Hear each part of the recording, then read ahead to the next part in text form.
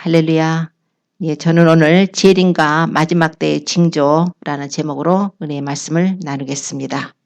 예, 마태복음 24장에 보면요. 예수님께서 감람산에 앉으셨을 때에 제자들이 와서 예수님께 묻습니다. 어느 때에 이런 일이 있겠사오며 또 주의 임하심과 세상 끝에는 무슨 징조가 있사오리까? 이렇게 묻는 내용이 나옵니다. 제자들이 나와서 어느 때에 이런 일이 있겠습니까? 하고 이제 묻는 내용이에요. 그뿐만 아니라 주의 임하심과 세상 끝에는 무슨 징조가 있사오리까? 이렇게 묻습니다. 주님께서 이 마태복음 23장에 가서 보면은 바리새인하고 서기관들에게 화 있을진저 너희 외식하는 서기관들과 바리새인들이여 계속적으로 7번씩 화 있을진저 뱀들아 독사의 새끼들아 너희가 어떻게 지옥의 판결을 피하겠느냐 막 이렇게 강력하게 지옥의 판결까지 말씀을 하셨습니다. 그리고 나서 주님께서 마음이 너무나 슬프셔서 예루살렘을 보시면서 예루살렘아 예루살렘아 선지자들을 죽이고 너에게 파송된 자들을 돌로 치는 자여 암탉이 그 새끼를 날개 아래 품같이 내가 네 자녀를 모으리 함이 몇 번이냐 그러나 너희가 원치 아니하였도다. 그러므로 너희가 황폐하여 버림바 되리라. 그러면서 또 말씀하시기를 너희가 찬송하리로다 주의 이름으로 오시는 이여 할 때까지 나를 보지 못하리라. 이렇게 또 말씀을 하셨어요. 그리고 나서 성전에서 주님께서 나오실 때 제자들이 그 성전이 너무나 아름다운 거예요. 헤롯 때에 그 스룹바벨 때 지었던 스룹바벨 성전을 중축하고 개축하고 아름다운 돌로다가 막 쌓고 험불들로다 아름답게 꾸미고 너무나 성전이 아름답게 지어지니까 제자들이 예수님께 주님 저 성전 좀 보세요. 이렇게 성전을 자랑하는 거예요. 주님께서 돌 위에 돌 하나도 남기지 않고 다 무너뜨릴 것이다. 이렇게 말씀을 하셨어요. 예루살렘 성전이 무너뜨릴 것, 회파될 것에 대해서 말씀을 하시고 나니까 제자들이 예수님이 감람산에 올라갔을 때 조용하게 와가지고 주님 우리에게 말씀해 주세요. 언제 이런 일이 일어나겠습니까? 그리고 주님의 임하심과 세상 끝에는 무슨 어떤 징조가 있겠습니까? 이렇게 묻습니다. 이 예루살렘 성전은 주님의 말씀하신 대로 주님 십자가에서 죽으시고 부활하시고 승천하시고 떠나신 후로 AD 70년에 로마의 디도 장군이 와서 예루살렘 성전을 회파해서 정말 돌 위에 돌 하나도 남김이 없이 다 무너뜨려진 그 사건이 이루어졌습니다.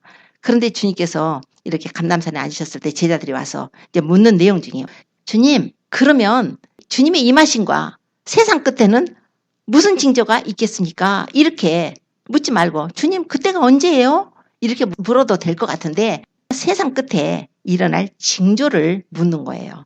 징조. 징조라는 것은 사인을 말합니다. 사인이에요. 표적이에요. 그러니까 예수님께서 재림하시고 이 세상 끝이 임할 텐데 그러면 그때 어떤 징조가 있게 될 것인가 이렇게 묻는 거예요. 이 유대인들은 좀 특이해요. 다른 나라 민족보다 좀 특이해서 이 유대인들은 표적을 봐야 믿습니다. 그래서 고린도전서 1장을 보면은 바울 사도가 이렇게 말해요. 유대인은 표적을 구하고 헬라인은 지혜를 찾는다. 그러나 우리는 십자가에 못 박힌 그리스도를 전한다. 이런 내용이 나와요. 유대인들은 표적을 구해요.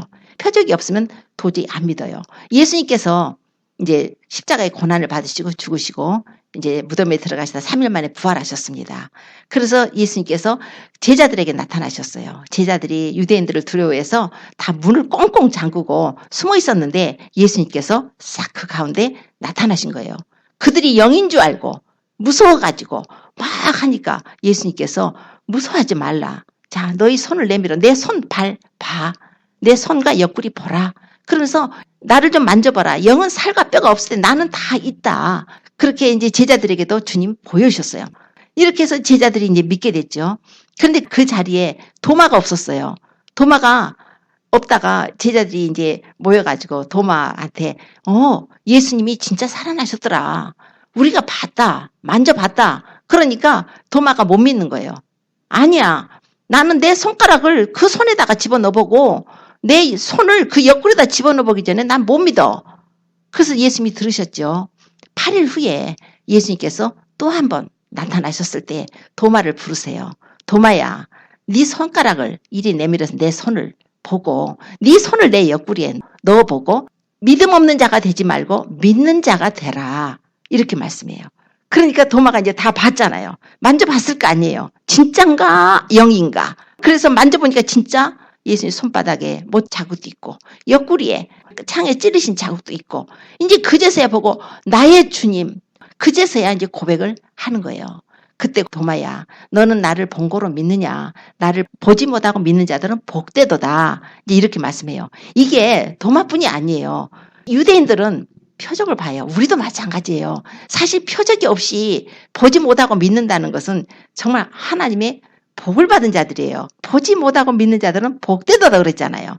그러나 의심이 많은 사람들은 꼭 보여주세요. 그래서 예수님이 친히 나타나셔가지고 보여주신 분들은 좀 표적을 봐야만 믿을 것 같으니까 또 보여주실 수도 있어요. 그러지 않고 그냥 복음을 받아들일 때 그냥 믿음으로 받아들이면 더 복된 자라고 또한 말씀을 하십니다.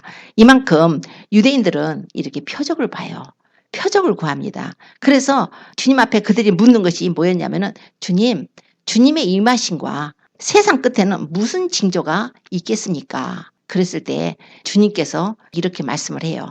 사람의 미혹을 주의하라. 그래서 마태복음 24장에는 주님의 재림의 징조들에 대해서 이렇게 말씀 나오는데 사람의 미혹을 주의하라 그랬어요. 거짓 그리스도들이 이제 많이 나오게 될 것이다.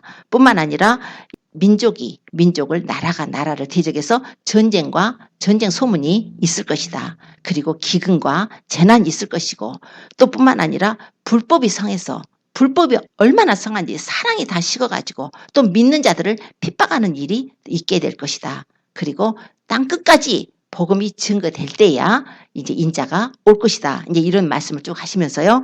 특이한 말씀을 하세요. 뭐냐면 무화과 나무의 비유를 배우라. 이런 말씀을 하세요. 무화과 나무의 비유를 배우라는 거예요. 그러면서 가지가 연해지고 잎사귀를 내면은 여름이 가까운 줄을 아나니 너희도 이 모든 일을 보거든 인자가 가까이 곧 문 앞에 이른 줄 알라. 그러면서 이 세대가 지나가기 전에 다 이루리라. 또 이런 말씀을 하세요. 무화과 나무의 비유를 배우랍니다. 이 무화과 나무에 이 가지가 연해지고 잎사귀가 나면 여름이 가깝다는 거예요. 주님이 그렇게 말씀하셨어요. 여름은 무엇을 말하냐면은 종말을 말하고 있습니다. 그래서 이 여름이나 종말이나 그 어원이 같아요. 그래서 여름이라는 단어가 히브리어로 카이츠라고 그러는데 종말이라는 뜻입니다. 그러니까 가지가 연해지고 잎사귀를 내면은 종말이 가까운 줄 알아라. 이제 이 말씀으로 유대인들은 알아듣는 거예요. 그래서 이 말씀을 가지고 오늘 몇 가지 징조를 통해서 주님의 재림 때에 어떤 일이 일어남으로써 우리도 그 징조를 같이 보고 주님의 재림이 얼마나 가까웠는가. 그럼 우리는 어떻게 그걸 보고 받아들이고 우리가 주의 재림을 준비할 것인가. 몇 가지 징조에 대해서 말씀을 나누고자 합니다. 이 첫 번째 징조로 주님이 뭐라고 말씀하냐면 무화과 나무의 비유를 배우라는 거예요. 주님께서 무화과를 말씀하신 것은 이스라엘을 상징해요. 이스라엘이 가지가 연해지고 잎사귀를 나면은 여름이 가까운 줄 알아라. 즉 이스라엘이 가지가 연해지고 잎사귀가 난다는 것은 이스라엘이 생겨날 것을 말씀해요. 물론 그 당시에 예수님이 계셨을 때 그 민족들이 있었죠. 그러나 마태복음 21장에 가서면은 예수님께서 베다니에서 예루살렘으로 올라가실 때 그때가 이제 마지막 한 주간이에요. 예수님께서 이제 그 주간에 이제 금요일 날 십자가에 이제 못 박혀 죽으실 텐데 베다니에서 이제 주무시고 올라갈 때 보니까 그 길가에 무화과 나무가 하나 있는 거예요. 그래서 무화과 나무가 있어서 그 가서 열매가 있는가 찾아보니까 아직 무화과 때가 아니어가지고 열매가 없었습니다. 그런데 주님께서 무화과 나무를 저주를 하셨어요. 내게 영원토록 이제 열매를 맺히지 못할 거라. 이렇게 저주를 하니까 그 무화과가 즉시로 뿌리채 말랐다는 거예요. 자, 이게 뭐였는가 하면은 주님께서 지금 이스라엘 백성들에게 주님 오셔가지고 계속적으로 그들에게 복음을 전하셨어요.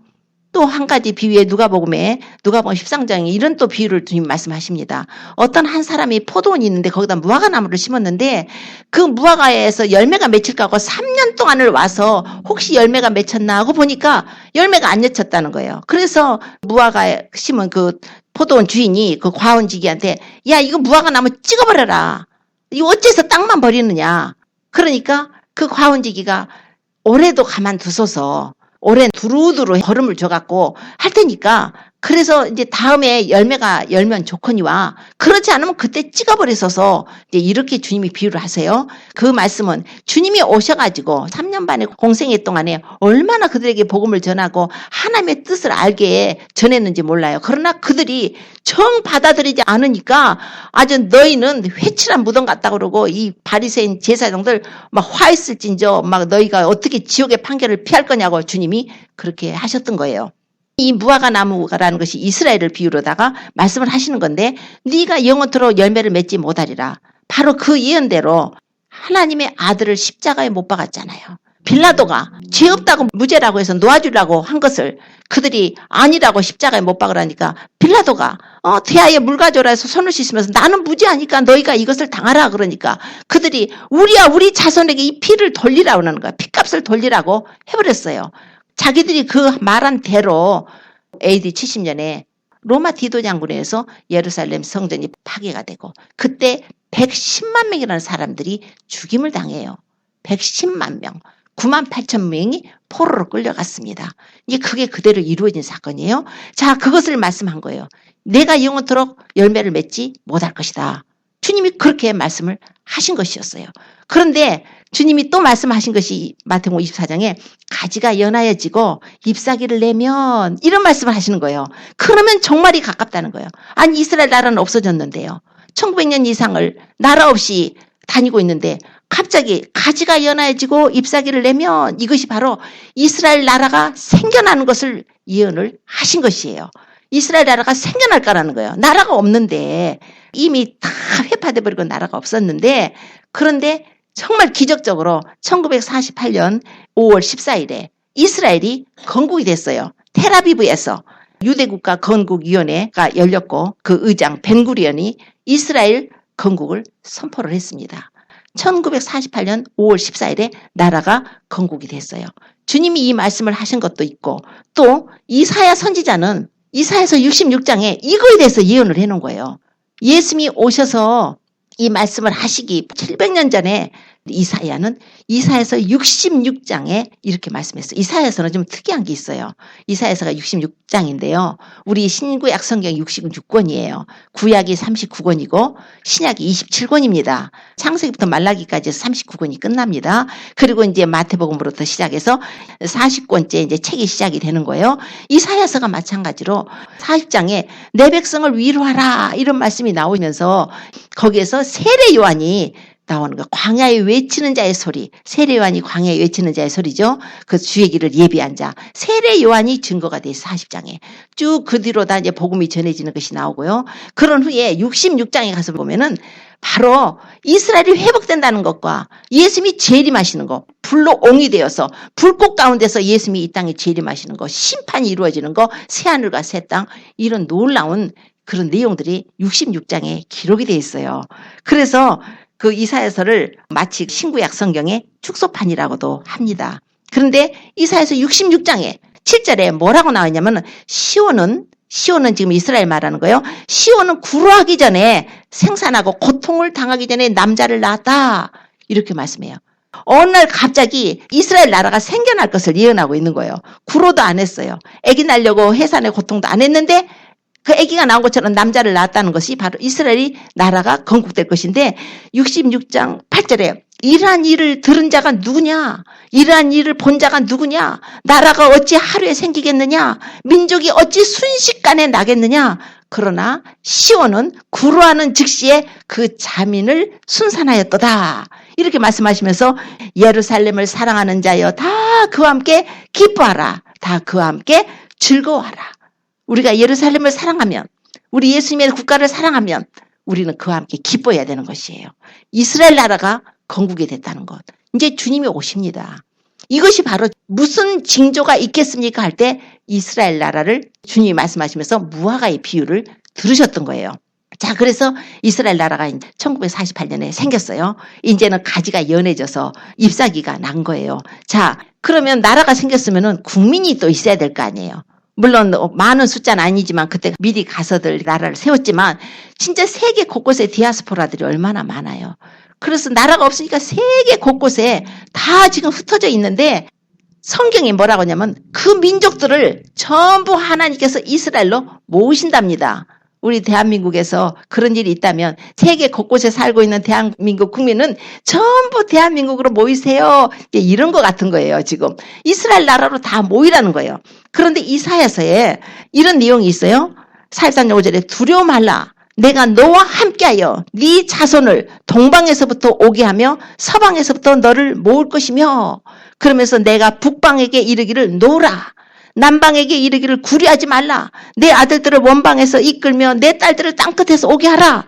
이런 내용들이 성경에 기록이 되어 있어요. 그런데 놀라운 것은 지금 이스라엘 민족들이 1948년 이후로 국가가 성립된 이후로 자기네 나라로 돌아가는 운동이 벌어졌어요. 그걸 갖다가 알리야 운동이라고 그래요. 알리야 운동이라 해가지고 유대인들 귀환 운동이에요. 그래서 지금 계속적으로 유대인들이 자기네 나라로 돌아가고 있다는 거예요. 지금 현재도 지금 다른 나라로 많이 돌아가고 있는데 에스겔에서 보면은 39장 27절에 내가 그들을 만민 중에서 돌아오게 하고 적국 중에서 모아가지고 열국 목전에서 그들로 인해서 나의 거룩함을 나타낼 때라. 전에는 내가 그들로 사로잡혀서 열국에 이르게 하였거니와 후에는 내가 그들을 모아서 고토로 돌아오게 하고 그 한 사람도 이방에 남기지 아니하리니 그들이 나를 여호와 자기들의 하나님인 줄 알 것이라. 이렇게 말씀을 해요.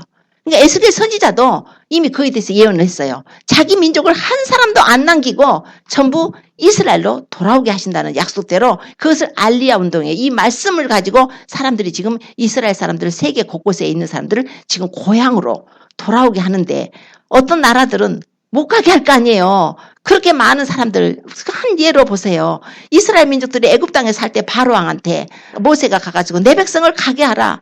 그러니까 가게 했어요. 이게 못 가게 막았잖아요. 저 민족들 다 떠나면은 그 나라가 혼란에 빠질 거 아니에요. 큰 혼란에 빠지게 되겠죠. 그러나 말씀을 가지고 뜻이 있는 사람들은 지금 이스라엘로 돌아가고 있어요.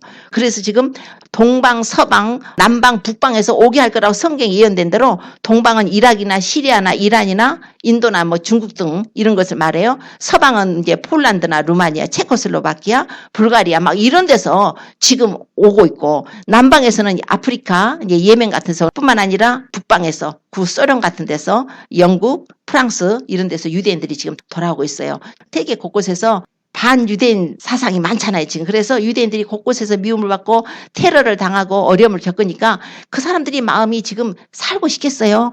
자기네 나라로 돌아가고 싶죠. 이런 것들이 성경에 예언된 대로 지금 이루어져 가고 있는 거예요. 우리가 이런 현실을 보면서 하나님께서 마지막 때에 나라를 세우실 것이며 마지막 때 유대인들이 자기네 나라로 돌아간다고 성경이 기록되어 있는데 그럼 우리가 지금 현재 일어나는 이런 그 유대인들이 귀환하고 알리야 운동이 일어나가지고 많은 사람들이 그 자기네 이스라엘로 돌아가는 걸 보면서도 예수님이 재림하신다는 걸 전혀 관심이 없다면 그건 좀 문제가 있겠죠. 우리가 하나님의 교회라면 예수 그리스도의 피로 사신 교회라면 반드시 성경도 읽어야 됩니다. 알아야 되는 거예요.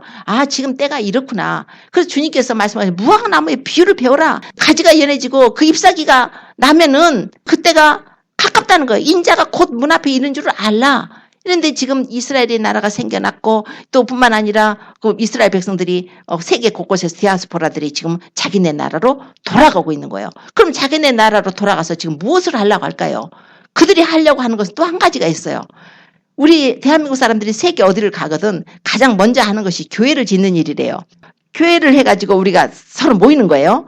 근데 비슷하죠. 그 사람들은 예루살렘 성전 짓는 거예요. 그래서 그 사람들이 돌아가서 지금 그들의 마음의 소원은 예루살렘 성전을 짓는 것입니다. 이전에 그 솔로몬 성전 때는 바벨론에 이제 포로로 끌려가면서 솔로몬 성전이 다 회파가 됐어요. 바벨론에 의해서 BC 586년에 다 이제 회파가 됐는데 그 다음에 이제 수르바벨 성전이 지어졌지만 수르바벨 성전을 갖다 헤롯 왕이 조금 고치겠지만 AD 70년에 그 헤롯 성전이 로마 디도 장군에 의해서 다 이제 회파됐으니까 없잖아요. 지금 그런데 그 예루살렘 성전 자리가 모스크가 있는 거예요. 이슬람교 모스크가 세워져 있는데 이스라엘 사람들은 우리는 그 자리에다 세워야겠다는 거예요. 이거 옛날 우리 자리 아니냐? 우리 성전 자리 아니냐? 그럼 그 사람들은 세우라 할 것 같아요? 그럼 전쟁이 일어나겠죠. 이런 식으로 해서 예루살렘 성전을 짓게 되는데 성전이 지어진다고 분명히 성경에 기록이 되어 있습니다. 그래서 다니엘서 9장 27절에 보면은 그 성전을 짓게 될 때에 이제 7년 평화제약이 이루어지게 될 거라는 거예요. 그래서 적그리스도가 등장하게 될 것이고 7년간 중동 아랍 국가들하고 이제 평화제약이 이스라엘과 맺어질 때에 성전을 짓게 되는데 그 성전 짓고 나서 짐승의 제사를 이제 드리게 돼요. 우리는 예수님을 믿으니까 이렇게 예배를 드리지만 그들은 다시 짐승 잡아가지고 그 성전에서 제사를 드리는 거예요. 짐승 피를 흘려서. 예수님을 안 믿으니까. 그런데 그 3년 반에 적그리스도가 평화 언약을 깨버리게 되고 그때 이제 이스라엘 사람들을 많이 죽이게 된다고 성경에 예언이 됐어요. 그래서 예수님께서도 다니엘의 말한 바 멸망에 가증한 것이 거룩한 곳에 쓴 것을 보거든 너희 유대에 있는 자들은 산으로 도망가라 이런 말씀이 나오거든요. 그런데 그게 이제 말세에 될 일로 주님께서 성전이 지어진다는 걸 분명히 말씀을 했어요. 그래서 이미 지금 예루살렘 성전을 짓기 위해서 성전 짓는 그 운동이 재건 운동이 일어났어요. 그래서 그걸 제3성전이라고 그러는데 거의 그걸 다 지을 준비를 했답니다. 설계도도 이미 준비가 되어 있고 이 황금촛대 있잖아요. 7개 이렇게 해서 줄기가 나오는 그래서 황금촛대 메노라라고 그러는데 그것도 이미 성전 제사에 쓸 그러려고 다 메노라뿐만 아니라 다른 여러 가지 기명들도 다 만들어 놓고 휘장도 만들어 놓고 또 제사장이 있어야 될 거 아니에요. 그래서 대제사장 사독 가문의 후손을 찾아가지고 대제사장 수업도 하고 있대요. 지금 언약궤는 지금 찾지 못했다지만 아무튼 이렇게 이 성전을 짓기 시작하면은 금방 성전을 짓게 되겠죠. 한 2년 걸린다 하더라도 완공 여부에 상관없이 임시로 회막을 지어놓고 바로 속죄 제사를 드리겠다. 그러니까 이제 옛날같이 회막이죠. 회막 쳐놓고 그냥 바로 제사를 드리겠다는 거예요. 이런 계획까지 세워놓고 있답니다. 뿐만 아니라 이제 또 주님이 말씀하신 내용 중에 하나가 이 가지가 연해지고 잎사귀가 난다. 그랬을 때 가지가 연해진다. 이런 것을 꼭 그 이스라엘이 그 1948년 5월 14일에 나라가 건국한 것뿐만 아니라 이스라엘 사람들 마음이 가지가 연해진 것처럼 부드러워지고 있다는 거예요. 지금 참 때가 되니까 예수님을 믿는 유대인들, 메시아닉 주들이 많아지고 있어요. 예수님이 직접 만나주신답니다. 예수님이 그들을 만나주시고 그들이 인터뷰한 걸 들어보면은 놀랍도록 주님이 만나주세요. 그들은 표적을 봐야 믿는 민족 아니에요. 그러니까 주님이 만나주셔가지고 나타나주시고 막 이래가지고 그들이 예수님을 받아들이는데 사람들이 이제 예수님을 믿기 시작하니까 복음에 지금 불이 붙어 있어요. 지금은 그렇게 많은 숫자는 아닐지라도 유대인들은 우리는 예수 믿고 구원 받으세요라고 전도하지만 그 사람들은 그렇게 해서 전도가 될 사람들이 아니에요. 목이 곧은 백성이라고 그랬어요. 목이 곧은 백성이고 하나님을 이겼다고 그랬잖아요. 야곱은 하나님과 겨루어서 이겼다고 그러잖아요. 하나님을 이긴 백성. 아이고 내가 졌어 할 정도로 그만큼 목이 곧은 백성들. 표적 보여달라는 거예요. 예수님께 세상 끝에는 무슨 징조가 있어요? 표적 보여주세요. 예수님이 그 떡 갖다가 오병이의 기적 보고 나서 사람들이 그걸 보면서도 우리에게 표적 보여달라고 막 사람들이 그래요. 표적 보여달라고. 당신이 하시는 일 뭐냐고. 유대인들은 표적이에요. 그러니까 주님이 표적을 보여주시면서까지 지금 마지막 때가 됐다는 것을 알려주고 계시는 거예요. 그런데 지금 그만큼 그 가지가 연해지고 싹이 난 것처럼 사람들의 마음이 주님을 받아들일 준비들이 이제 점점 되고 있는 것 같아요. 많은 사람들이 복음에 관심을 가지고 이렇게 전하다 보면은 그냥 예수님을 받아들이는 경우가 있다고 그래요. 이제 예수님을 받아들일 때가 됐다는 거죠. 주님이 때가 됐으니까 이런 일이 벌어지는 거예요. 뿐만 아니라 이스라엘이 지금 2015년이 또 굉장히 또 중요한 애더라고요. 이스라엘 백성들이 출애굽해가지고 가나안을 들어가죠. 그 하나님께서 이스라엘 백성들 6일 동안 일하고 7째 날은 안식일을 쉬라고 그랬잖아요. 그 안식일을 한 것처럼 안식년이 있어요. 안식년이라는 게 있는데 6년 동안 일을 하고 6년 동안 농사를 짓고 남은 땅을 1년간을 안식을 시키라고 그런 거예요. 그 예레미야 때에 보면은 이스라엘 백성들이 다 바벨론으로 끌려갔잖아요. 바벨론으로 끌려갔는데 성경에 뭐라고 기록이 되어 있냐면은 70년 동안 땅이 안식했다는 내용이 나와요. 그들이 그 땅에 살면서 하나님의 말씀을 버려버리고 6년간 일하고 7년째는 이 땅을 안식을 하고 농사 짓지 말라 그러는데 그들이 그걸 무시하고 했던 거예요. 그래서 그것을 이루시기 위해서 하나님께서 70년 동안을 그들을 바벨론으로 보내놓고 70년 동안 땅이 안식을 했다는 거예요. 이게 안식년이에요. 490년 동안 자기들이 사는 동안에 한 번도 이 안식년을 안 지켰기 때문에 그들이 바벨론으로 포로로 끌려갔다는 거예요. 그런 내용이 나오는데 또 안식년뿐만 아니라 안식년을 7번을 지나요. 안식년이 7번 지나면 49년이 되죠. 그럼 50년째는 희년이라고 그래요. 희년이라고 그래가지고 희년 때는 뭐냐면 그동안에 그 돈이 없어 가난해갖고 땅을 팔았거나 종으로 팔렸거나 빚진 자들 이런 사람들을 전부 그냥 무조건 다 자유를 주는 해예요. 그래서 50년째를 거룩하게 희년 때 거룩하게 해가지고 그때는 전부 자유를 주는 거예요. 다 자유를 줘가지고 빚진 자도 돌아가고 다 회복되는 거예요.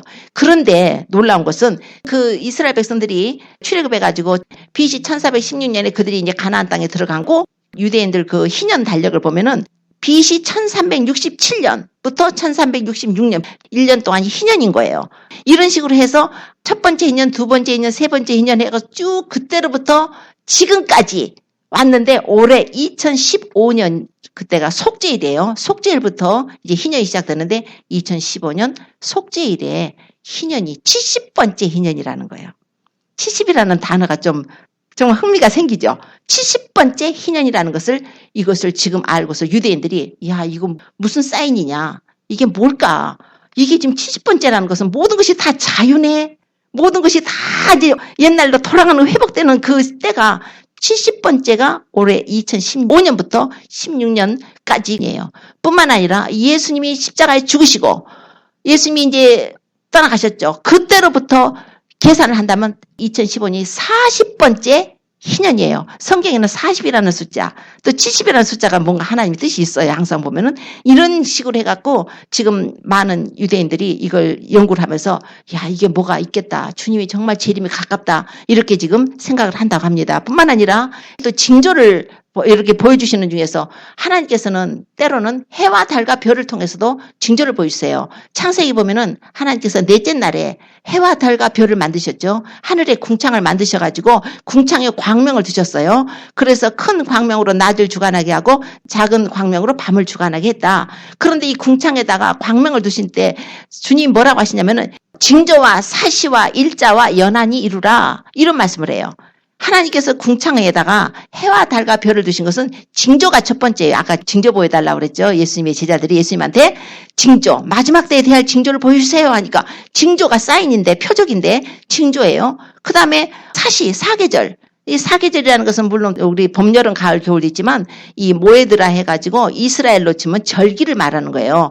그 다음에 일, 년 이것을 이룬다고 그랬는데 우리 하나님께서는 이 하늘에 해와 달과 별을 두셔갖고 우리 사람들하고 커뮤니케이션 하는 거예요. 어떤 교통을 하는 거예요. 그래서 예수님이 탄생하셨을 때 뭘 두셨어요? 하늘에? 별. 동방 박사들이 그 별을 보고 유대인의 왕이 나셨다 해가지고서 예루살렘에 오잖아요. 이 별을 보고서 사인을 만드신 거예요. 이거 별을 보고 알았다는 게 하나님께서는 인간들하고 어떤 그 교통을 하시는 일에 징조를 주시기 위해서 이 하늘에 해와 달과 별을 만들었다. 그런데 지금 특이한 것은 2014년, 2015년에 지금 어떤 현상이 있느냐면 테트라드 현상이라는 것이 있어요. 그래서 붉은 달, 이게 계기월식이에요.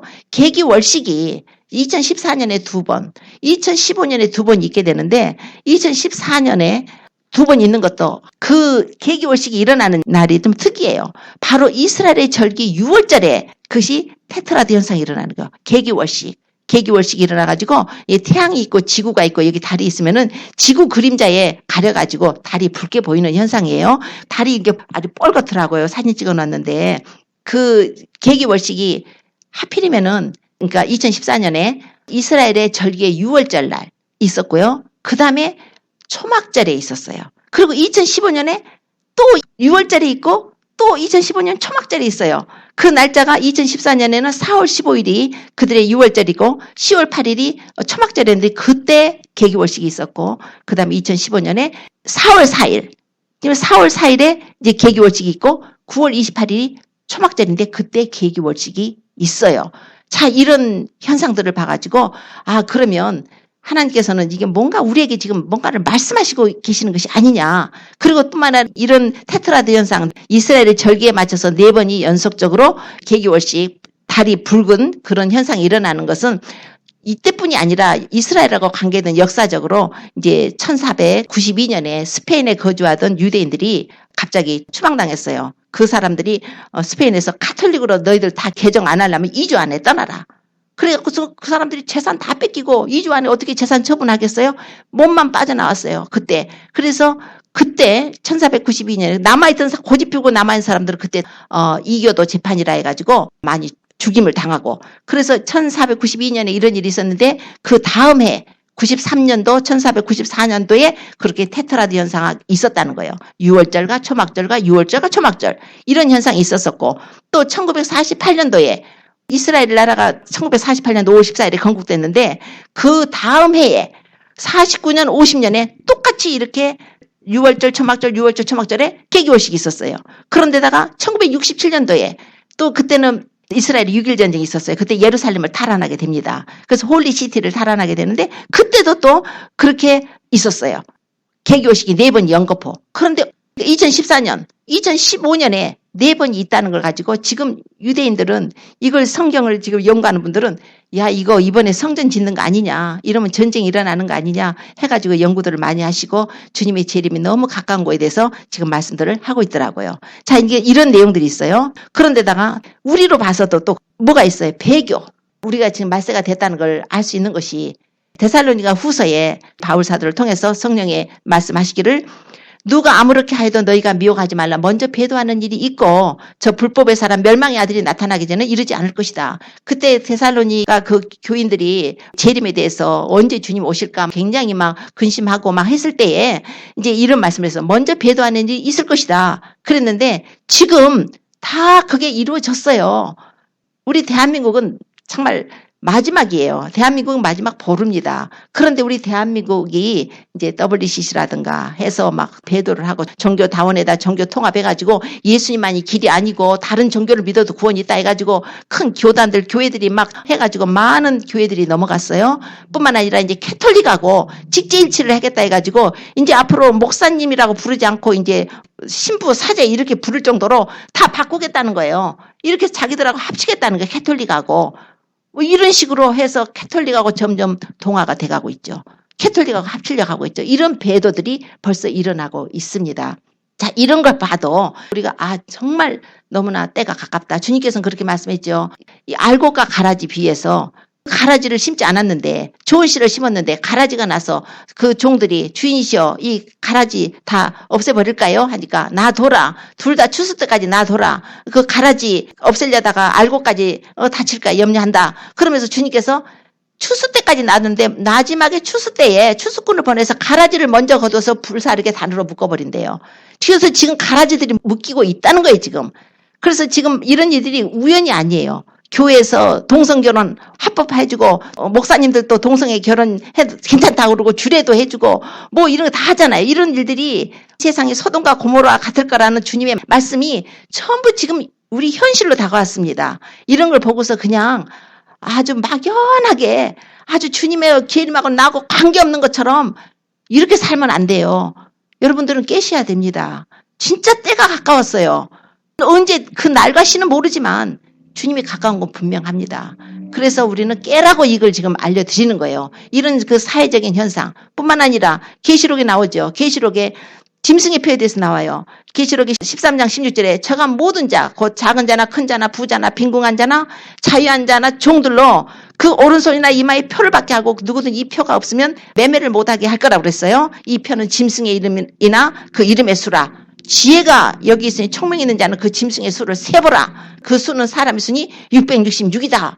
그리고 계시록 14장에 또 9절에 말씀하기를 만일 누구든지 짐승과 그의 우상에게 경배하고 이마에나 손에 표를 받으면 그도 하나님의 진노의 포도주를 마시리니 그 진노의 산에 섞인 것이 없이 부은 포도주라. 거룩한 천사들과 어린 양 앞에서 불과 유황으로 고난을 받을 것이다.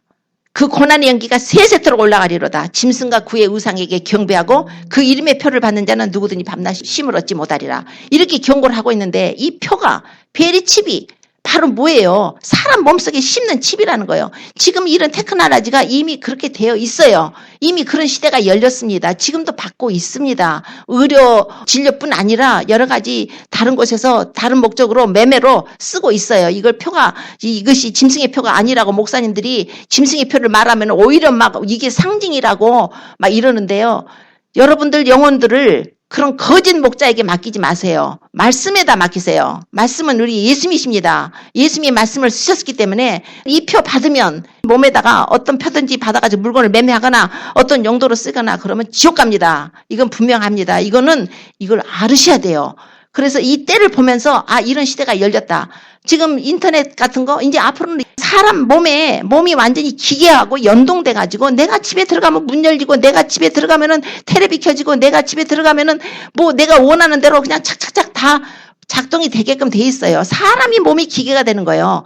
마치 우리가 몸이 컴퓨터가 되는 거나 마찬가지예요. 그래가지고 다른 데서 슈퍼컴퓨터에서 우리 몸에다가 그냥 업데이트 하게 되면은 컨트롤 당하는 거예요. 절대로 우리 몸에다는 그 무엇도 심어서는 안 됩니다. 자, 그리고 사회적으로 타락하는 것도 보이죠? 롯같이, 노아의 때같이 지금 얼마나 타락을 했습니까? 이런 타락함. 그래서 디모데에 보면 이렇게 나오죠. 말세에 고통하는 때가 이르리라 3장에 이렇게 나와요. 말세에 고통하는 때가 이르니 사람들은 자기를 사랑하고 돈을 사랑하고 자긍하고 교만하고 회방하고 부모를 거역하고 감사치 않고 거룩하지 않고 이제 무정하고 원통함도 풀지 않고 참수하고 절제하지 못하고 사납고 선한 것도 좋아하지 않고 배반해서 팔고 조급하고 자고하고 쾌락을 사랑하기를 하나님을 사랑하는 것보다 더하고 경건의 모양은 있는데 경건의 능력은 부인하는 자라. 이제 우리 종교인이 되면 안 됩니다. 경건의 모양만 갖춰서는 안 돼요. 그건 크리스찬 아니에요. 진짜로 예수님을 믿는 자들은 모양새, 율법주의자가 돼서는 안 돼요. 주님 은혜 아래 들어가세요. 그분을 알아야 돼요. 예수님이 어떤 분인가 알고 그분이 무엇을 원하는가 알고 그분의 말씀을 순종하고 그분 사랑하는 거예요. 그분이 원하시는 길을 따라가는 거예요. 자기를 부인하고 자기 십자가를 지고 따라가는 삶인 거예요. 주님께서 우리에게 이제 마지막 때에 될 일을 이렇게 알려주시면서 여러 가지 제가 지금 징조에 대해서 알려드렸죠. 물론 더 많이 있지만 이제 이 정도로만 해도 우리가 많은 것을 이게 깨닫게 되실 것입니다. 이제는 우리가 다 모든 거 이제까지 잘못 살아왔다면 이제는 회개해야 됩니다. 너희는 여호와를 만날 만한 때 찾으라. 가까이 계실 때 그를 부르라. 지금은 은혜 받을 만한 때 구원의 날이에요. 지금 하나님께서 우리에게 아직은 은혜의 문을 열으셨지만 이방인의 충만한 숫자가 타면 이제 그 얼굴이 이스라엘로 향해지는 거예요. 지금 그 과도기에 있는 거예요.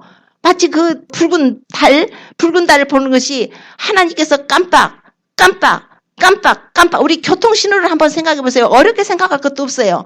브레이크 밟을 때 너무 그냥 세게 밟으면 한 번에 팍 밟으면 안 되니까 브레이크를 설설 밟아가면서 내가 저기서 스탑할 거야. 스탑사인을 스탑하기 위해서는 우리가 브레이크를 밟는 것처럼 이렇게 주님께서 보여주시는 사인은 아닌가 이런 생각까지 하게 되더라고요. 이제 하나님께서 이런 여러 가지로 그 징조를 보여달라고 해서 주님이 말씀하신 거예요. 무화과나무의 비유를 배우라는 거예요. 이런 징조들을 하나님께서 우리에게 성경을 통해서도 보이실 뿐만 아니라 하늘의 징조로도 보여주셨고 누가 흉내낼 수 없고 거짓 선지자 그리스도가 흉내낼 것 없이 보이셨어요. 이제는 종교가 통합되고 이렇게 종교 통합하잖아요. 지금 배도하잖아요. 종교 통합, 경제 통합, 정치 통합하게 되면 뉴 월드 오더가 일어나게 되는 거예요. 신세계 정부가 일어나면 적그리스도가 등장을 하게 되고 이제 모든 사람들은 세계 시민권을 받게 될 때 그 세계 시민권 번호가 바로 들어가 있는 것이 16자리 넘버가 들어가 있는 것이 바로 베리칩으로 활용이 되게 될 것입니다.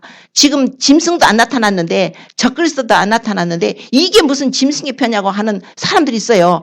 그럼 지금부터 시작을 해놓고 나중에 안 받은 사람들은 이제 딱 적그리스도가 나와가지고 환란 중간에 3년 반에 아주 뭐 사람들 막 다 죽인다고 하니까 뭐 그때까지 다 회유작전을 해서 다 받게 하고 그런 다음에 이제 안 받은 사람을 죽이는 거예요. 지금 받게 되면 어리석은 거예요. 그러니까 우리는 깨야 됩니다. 우리는 깨야 돼요. 이제 주님이 오실 때가 가깝기 때문에 악인은 그 길을 불의한 자는 그 생각을 버리고 이제 여호와께로 돌아와야 될 때예요. 주님은 그 일이 여겨주십니다. 하나님께로 나오면 하나님께서 용서를 하십니다. 베드로 사도는요. 주께는 하루가 천년 같고 천년이 하루 같은 이 사실을 잊지 말라고 그랬어요. 주의 약속은 어떤 이에 더디다고 생각하는 같이 더딘 것이 아니고 오직 너희를 대하여 오래 참으사 아무도 멸망치 않고 다 회개하기에 이르기를 원한다고 하셨습니다. 그러나 주의 날이 도적같이 올 것이다. 그날에는 하늘이 큰 소리로 떠나갈 것이다. 체질이 뜨거운 불에 풀어지고 땅과 그중에 모든 것이 드러날 것이다. 이 모든 것이 이렇게 풀어지리니 그러면 너희가 어떠한 사람이 되어야 마땅하뇨. 거룩한 행실과 경건함으로 하나님의 날이 임하기를 바라보고 간절히 사모하라. 마땅히 거룩한 행실과 경건함으로 하나님의 날이 임하기를 바라보고 간절히 삼아라. 그러므로 우리는 주 앞에서 점도 없고 흠도 없이 평강 가운데서 나타나기를 힘쓰라고 하셨습니다. 자, 이제 오늘 다 들으셨으니까요. 이제 우리 자신의 신앙을 점검하십시오. 주님과 사랑의 관계, 사랑의 그 처음 사랑했던 그 처음 사랑, 주님만 생각하면 그냥 눈물이 줄줄 흐르고 마음이 아프고 주님, 우리 같은 죄인들, 저 같은 죄인을 위해서 십자가에 고난받으신 주님만 생각하면 정말 어떻게 주님을 위해서 살까, 어떻게 주님을 더 사랑할까 하는 그 마음을 회복하셔야 됩니다. 사랑밖에 없어요. 사랑밖에 없습니다. 주님의 사랑입니다. 의무적으로 하는 것은 사랑하고 관계가 없어요. 의무가 아니라 주님을 사랑하십시오. 예수님을 사랑하십시오. 그분 우리 신랑이십니다. 내가 주님을 진짜 사랑하는가 한번 자기 테스트를 해보세요.